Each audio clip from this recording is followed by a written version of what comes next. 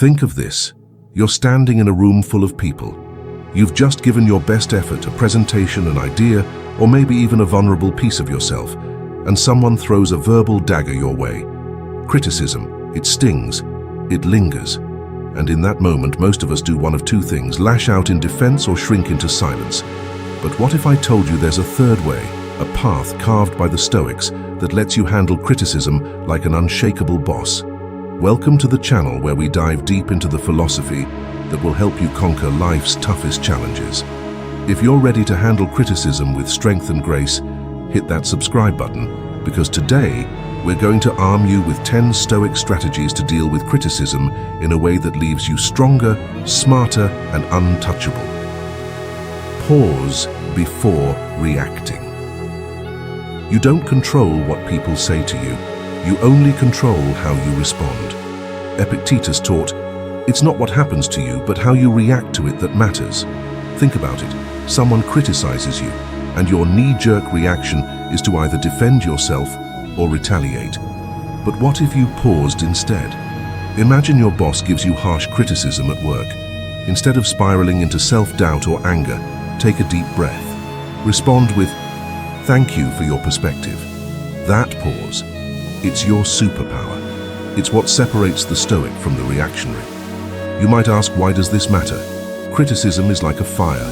Your reaction is the fuel. Stay calm, and the fire dies out. Unless the criticism is about your haircut. In that case, just smile, and remember that Marcus Aurelius never had to deal with bad hair days. Separate the truth from the noise. Not all criticism deserves your energy. Marcus Aurelius, in his Meditations, reminds us, if someone is able to show me that what I think or do is not right, I will happily change, for I seek the truth. The key here is that he sought truth, not approval, and you should too. When you're criticized, take a moment to evaluate it. Is there any truth to what's being said? Is this a lesson in disguise, or is it just noise, someone else projecting their insecurities onto you?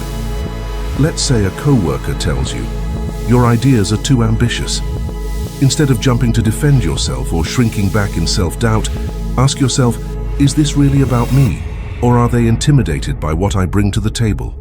If their point has merit, use it as a stepping stone to improve.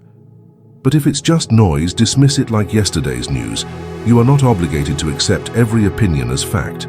Life will throw opinions at you from every angle, but not all of them are worth your time. Criticism, when valid, sharpens you, but when it's unfounded, it's nothing more than static. Let it fade. Don't take it personally. Easier said than done, right? But here's a Stoic truth. Most criticism isn't about you, it's about the person delivering it. Seneca said it best. We suffer more often in imagination than in reality. Think of it this way. A co-worker says, "You're not doing enough." Now, is that truly about your work ethic, or are they just stressed and venting their frustrations? Often people criticize as a way to deal with their own struggles, not because of something you've done wrong. Imagine posting something you're proud of on social media, and someone comments, "This is dumb." Now ask yourself, what kind of person goes out of their way to tear someone down? That comment says more about them than it ever will about you. Taking criticism personally is like drinking poison. It harms only you. Free yourself by recognizing that most critiques are reflections of others' insecurities, not your worth. Remember the bigger picture. When you're in the heat of criticism, it can feel like the world is crashing down. But the Stoics teach us to zoom out.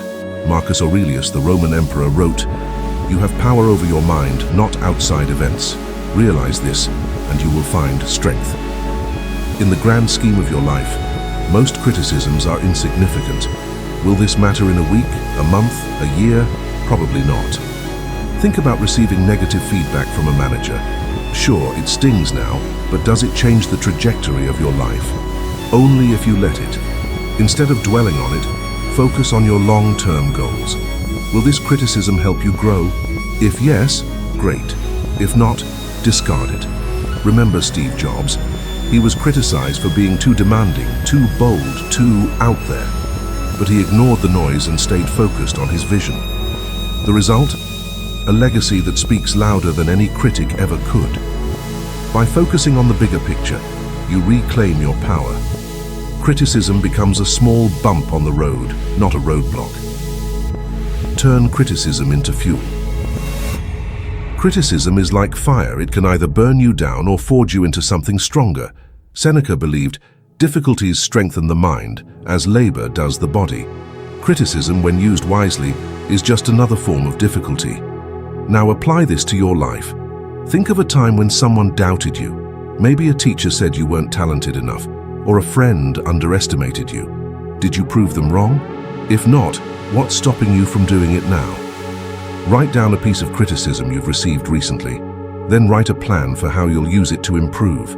Turn their doubt into your determination. Criticism isn't a dead end, it's a redirection. Use it as a compass pointing you toward growth. Be grateful for your critics. Marcus Aurelius said, "The impediment to action advances action. What stands in the way becomes the way." In other words, the obstacles, criticism included, are what shape you into who you're meant to be. Without criticism, how would you know where to improve? Your critics are giving you a free roadmap for growth. A competitor points out a flaw in your work. Sure, it stings, but instead of getting defensive, thank them silently. Why? Because they've just given you a gift, an opportunity to get better. Critics are like the annoying gym coach yelling at you to do one more push-up. You might hate them at the moment, but you'll thank them later when you're stronger. Gratitude turns criticism into growth. Instead of seeing critics as enemies, view them as unexpected mentors. Their words, however harsh, are tools you can use to sharpen yourself. Focus on your character, not your reputation. Reputation is what others think of you. Character is who you truly are. Epictetus said, "Who is your master?"